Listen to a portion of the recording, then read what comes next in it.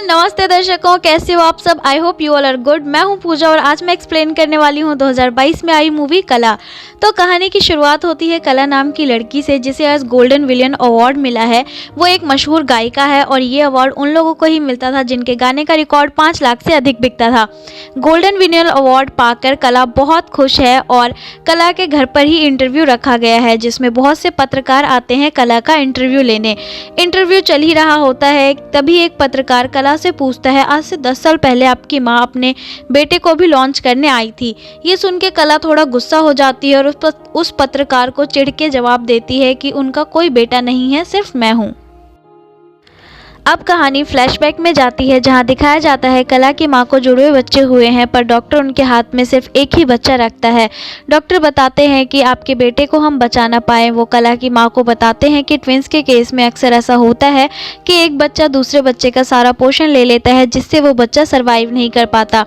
अब कला की माँ दुखी हो जाती है क्योंकि उन्हें अपने खानदान के संगीत की परंपरा को आगे बढ़ाना था और सदियों से उनका खानदान संगीत को लेके काफ़ी मशहूर था और उनके खानदान के मर्द भी अपने अपने टाइम में अपने संगीत की कला को लेके काफ़ी फेमस थे और इसके लिए ही वो एक बेटा चाहती थी। पर अब वो आगे माँ भी नहीं बन सकती क्योंकि जब वो प्रेग्नेंट थी तब उनके पति की मृत्यु हो गई थी। अब कला की माँ उससे नफरत करने लगती है और वो उसे मारने की भी कोशिश करती है। उसे लगता है इन सब की जिम्मेदार कला ही है। उससे नफरत होने के बावजूद कला की माँ उसे संगीत सिखाने का सोचती है क्योंकि उन्हें अपने खानदान की विरासत को आगे बढ़ाना होता है।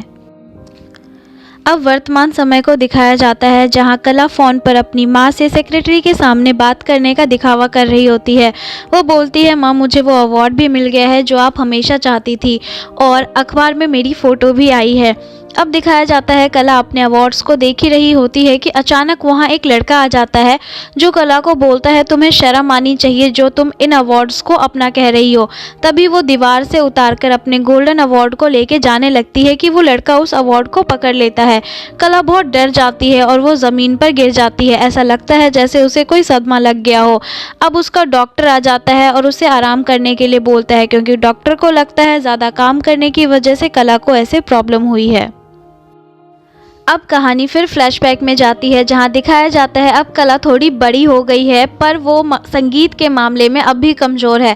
उसकी माँ बहुत गुस्सा होती है और कहती है, परसों सोलन में तुम्हें उस्ताद मंसूर खां के सामने गाना गाना है पर अभी तक तुम्हारा बेसिक क्लियर नहीं है। और गुस्से में आकर वो कला को घर से बाहर निकाल देती है और पूरी रात उसे वहीं खड़े रहने के लिए बोलती है।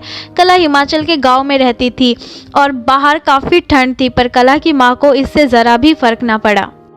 अब आगे दिखाया जाता है कला की माँ उसे उसी प्रोग्राम में लेके गई है जहाँ उसे उस्ताद के सामने गाना गाना था। वहाँ कला अपनी परफॉर्मेंस देती है और उसके मन में बस यही होता है कि किसी तरह बस माँ को मेरा संगीत अच्छा लगे, उसे दूसरों से कोई मतलब नहीं होता।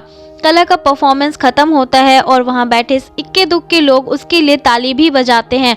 उस्ताद भी उसकी तारीफ़ करते हुए बोलते हैं, तुम्हारी आवाज़ तुम्हारे माँ जैसी ही मीठी है। वहाँ उस प्रोग्राम में एक और लड़का जिसका नाम जगन होता है वो भी परफॉर्म करता है और जगन का संगीत कला की माँ को बहुत पसंद आता है। जगन एक अनाथ लड़का था जो गुरुद्वारा में गाना गाता था। कला की माँ जगन को अपने घर अपना बेटा बना के ले जाती है क्योंकि उनके मन में अब भी यही होता है कि एक आदमी ही उनकी विरासत को आगे बढ़ाएगा। पर कला इन सब से बहुत दुखी हो जाती है। अब प्रेजेंट सीन को दिखाया जाता है जहां कला को उस डायरेक्टर एंड कंपोजर के साथ बैठी होती है और न्यूज़पेपर पढ़ रही होती है जिसमें मशहूर संगीतकार चंदन लाल सान्याल के निधन की खबर होती है, जिसे पढ़कर कला खुश या उदास नहीं होती बल्कि उसके चेहरे पे एक अजीब सी परेशानी नजर आती है।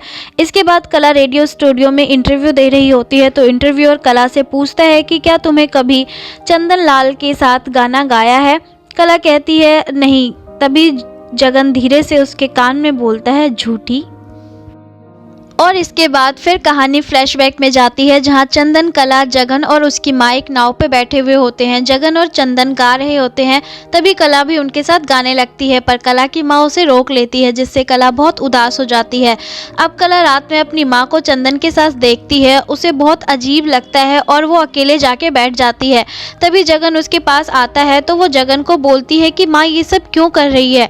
तो जगन कहता है, माँ चाहती है कि मैं बॉलीवुड में जाऊँ और वहाँ गाऊँ और क्या पता मुझे सुमन जी के साथ काम करने का मौका मिल जाए और वो चाहती है कि मैं उनके लिए सुनहरा रिकॉर्ड भी लाऊं। तभी कला सोचती है वो सुनहरा रिकॉर्ड मैं लेके आऊंगी अपनी माँ के लिए।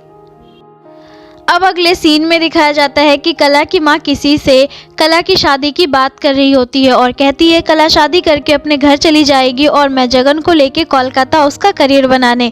ये सुन के कला फिर दुखी हो जाती है। कला की माँ उसे तैयार कर रही होती है क्योंकि उन्हें कहीं जाना होता है और वो कला को कहती है वहाँ इंडस्ट्री के बहुत सारे लोग होंगे और जगन उनके सामने गाना गाएगा। तभी कला माँ से पूछती है क्या मैं वहाँ गा सकती हूँ, पर उसकी माँ मना कर देती है कि नहीं, तुम लड़की हो। इसके बाद कला माँ से कहती है ठीक है हम दोनों घर चलते हैं। इस पर माँ कला से कहती है तुम शादी करके अपने घर जाना क्योंकि बेटी अपने पति के साथ रहती है और बेटा अपनी माँ के साथ। तो कला कहती है ठीक है मैं जगन से शादी कर लेती हूँ। इस पर उसकी माँ भड़क जाती है कि तुम जगन से कैसे शादी कर सकती हो, वो तुम्हारा भाई है। पर कला को ये समझ नहीं आता कि कुछ दिन पहले आया हुआ लड़का मेरा भाई कैसे बन सकता है। कला बस अपनी माँ से दूर नहीं होना चाहती थी। अब अगले सीन में दिखाया जाता है कि कला उस पार्टी में है पर यहाँ कला को कोई पूछ नहीं रहा, सब बस जगन के आगे पीछे घूम रहे हैं। फिर चंदन कला के पास आता है तो कला उसके करीब आने लगती है पर चंदन उसे पीछे कर देता है। फिर कला कहती है कि जगन को लॉन्च करके आप पछताओगे, वो आपकी जगह ले लेगा। इस पर चंदन कहता है यहाँ हर कोई एक दूसरे को रिप्लेस करता है, मैंने भी किसी को रिप्लेस किया था, और वो चला जाता है। अब जगन को दिखाया जाता है जो उस पार्टी में गाने वाला ही होता है कि अचानक उसकी तबीयत बहुत ज़्यादा ख़राब हो जाती है और वो गा नहीं पाता। तभी मौके का फ़ायदा उठाकर कला वहाँ गाने लगती है पर उसकी माँ जगन को देख रही होती है। वहाँ पर सबको कला का गाना पसंद आता है। अब अगले सीन में दिखाया जाता है कि जगन अकेले में गाने की कोशिश कर रहा है पर वो गा नहीं पा रहा क्योंकि उसका गला पूरी तरह से ख़राब हो चुका था। ये सब कला दूर से बैठ के देख रही होती है पर वो उसके पास नहीं जाती है। अब अगले सीन में दिखाया जाता है कि कला के घर मशहूर संगीतकार सुमंत आया है जगन को कोलकाता ले जाने पर। उन्हें पता चलता है कि जगन की तबीयत खराब है। उसके बाद कला रात में अपनी माँ की तरह ही सुमंत के पास आती है क्योंकि वो चाहती थी कि किसी भी तरह उसे बस गाने का मौका मिल जाए बड़े लोगों के सामने और वो अपनी माँ का सपना पूरा कर सके। अगले सीन में दिखाया जाता है कि जगन कला को अपने पास बुलाता है जो रोते हुए कला को कहता है मुझे डर लग रहा है और अजीब सा लग रहा है। कला को जगन की बात समझ में नहीं आती है और वो कहती है कि वो डॉक्टर को बुला दे पर जगन मना कर देता है और कहता है कल तक सब ठीक हो जाएगा, तुम जाकर सो जाओ। अगली सुबह दिखाया जाता है सुमंत कला को कोलकाता आने के लिए बोलता है। वो उसकी माँ को कहता है आपकी बेटी कोयल है और सुमंत वहाँ से चला जाता है। तभी कला की माँ कहती है तुम कोयल ही हो क्योंकि कोयल कभी अपना घोंसला नहीं बनाती और दूसरों के घोंसले पे कब्जा करती है। अब आगे दिखाया जाता है कि जगन खुदकुशी कर लेता है और उसकी मौत से घर में मातम छा जाता है। उसकी माँ बेसुध हो जाती है क्योंकि एक जगन ही था जिसके जरिए वो अपनी विरासत आगे बढ़ा सकती थी। अब प्रेजेंट टाइम को दिखाया जाता है जहां सुमंत कला से मिलने आया होता है पर वो उससे मिलने से मना कर देती है। पर सुमंत उसे लिफ्ट में मिल जाता है और कहता है तुम मेरे साथ ऐसा क्यों कर रही हो, मेरी ही वजह से आज तुम इस मुकाम पर हो। अब फिर कहानी फ्लैशबैक में जाती है जहां कला माँ से कलकत्ता जाने के लिए पूछती है पर उसकी माँ कहती है तुम हमेशा के लिए ही चले जाओ यहाँ से क्योंकि इस घर में एक गाने वाली नहीं रह सकती है। फिर कला माँ को कहती है तो आप कैसे हो इस घर में, मैं आपके लिए कुछ भी करूँ वो कम ही पड़ जाता है। और ये सब सुन के उसकी माँ वहाँ से चली जाती है। कला फिर घर छोड़ के सुमंत के साथ गाना गाने चली जाती है। स्टार्टिंग में वो गा नहीं पा रही होती है और सुमंत बार बार उसे टोकता है। कला बहुत टूट जाती है और वो सुमंत से आखिरी मौका मांगती है। सुमंत इस बात का फ़ायदा उठाता है क्योंकि उसे पता होता है कला अकेली है और मजबूर है और वो अपनी माँ के लिए कुछ भी करेगी। उसके अंदर का हैवान जाग जाता है और वो कला के साथ वो सब कुछ करता है जो वो करना चाहता है। दरअसल वो कला का पूरी तरह से फ़ायदा उठाता है। अब कला धीरे धीरे टाइम के साथ बहुत अच्छा गाने लग जाती है और लोग भी उसे जानने लग जाते हैं। वो काफ़ी फेमस हो जाती है पर सुमंत अभी भी उसका फ़ायदा उठा रहा होता है। उसे पता होता है कि ये कभी कुछ बोलेगी नहीं और इसी तरह टाइम बीतता चला जाता है और कला को काफ़ी सक्सेस मिल जाती है। कला के साथ काम करने वाला कलाकार मजरूह एक दिन कला को बोलता है तुम अगर ऐसे ही चुप होकर सहती रहोगी वो करता रहेगा। आज वो बुलंद है पर क्या पता कल तुम बुलंद हो। वो कला को सुमंत के लिए बोल रहा होता है। इसके बाद हम देखते हैं कुछ पत्रकार कला के पास आ जाते हैं इंटरव्यू लेने पर। कला अपनी ही उलझनों में उलझी परेशान सिसकी उनके सवालों का जवाब नहीं दे पाती और अचानक वहां उसे जगन दिखाई देता है और वो जगन से पूछती है, तुमने अपनी जान क्यों ली? सिर्फ आवाज़ ही तो गई थी। इस पर जगन कहता है, मेरी आवाज़ ही मेरी पहचान थी। अब तुम वो ज़िंदगी जी रही हो जो मेरी ज़िंदगी थी। फिर वो कला से पूछता है, अब तुम खुश हो ना? कला ना में सिर हिलाते हुए कहती है, माँ तो अब भी नहीं है। अगले सीन में हम देखते हैं वो इंटरव्यू पब्लिश हो जाती है। उसकी माँ भी उस इंटरव्यू को सुनती है जिसमें कला अकेले ही बात कर रही होती है। असल में वहाँ जगन होता ही नहीं है, वो बस कला को दिखाई देता है। उसकी माँ समझ जाती है कि कला को जगन की मौत का पछतावा है, पर फिर भी वो कला से बात नहीं करती। आगे दिखाया जाता है कि कला रिकॉर्डिंग रूम में होती है पर उसे हर तरफ बर्फ ही बर्फ नज़र आ रहा होता है और उसे बहुत ठंड भी लगने लगती है। रिकॉर्डिंग रूम में मौजूद लोग उससे पूछते हैं, तुम ठीक हो ना? कोई बात नहीं, हम बाद में रिकॉर्ड करेंगे। पर वो कहती है, नहीं मैं ठीक हूँ और अभी रिकॉर्ड करते हैं। पर सबको दिख रहा होता है कि कला गाना रिकॉर्ड करने की हालत में बिल्कुल भी नहीं है। फिर वो अचानक गिर के रोने लग जाती है। सुधा उसे घर ले जाती है पर अब भी कला बस रो ही रही होती है और कुछ बोलती नहीं है। सुधा उससे पानी के लिए पूछती है, फिर वो उसे पानी लाके देती है और अचानक पानी का गिलास कला को दूध का गिलास दिखाई देने लगता है और उसे वो शाम याद आती है जब उसकी माँ उसे और जगन को पार्टी में लेके गई थी जहाँ जगन गाने वाला था।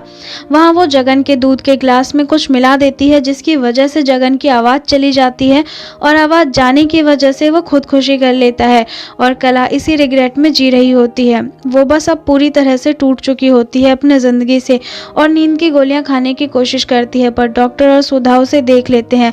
डॉक्टर कला की माँ को कॉल करते हैं और कहते हैं, आप जल्दी से कोलकाता आ जाइए, आपकी बेटी ने खुदकुशी की कोशिश की है।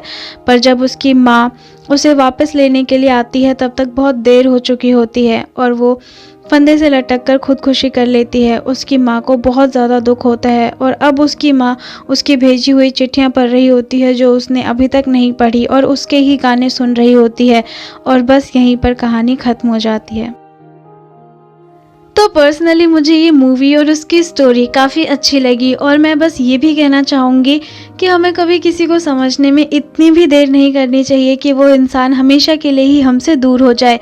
कला लाइफ टाइम अपनी माँ के प्यार के लिए तरसती रही जिसमें उसकी कोई गलती भी नहीं थी और बाद में उसी प्यार को पाने के लिए उसने कुछ बड़ी बड़ी गलतियाँ की और आखिरकार उसने अपनी जान ले ली। So thank you so much दर्शकों for watching this video. I hope आपको ये वीडियो पसंद आई हो, अच्छी लगी हो तो प्लीज़ इसे लाइक करना, शेयर करना एंड चैनल को सब्सक्राइब करना। And also thank you so much, आपने लास्ट वीडियो पे इतना सारा प्यार दिया। Thank you for your love and support. Keep smiling.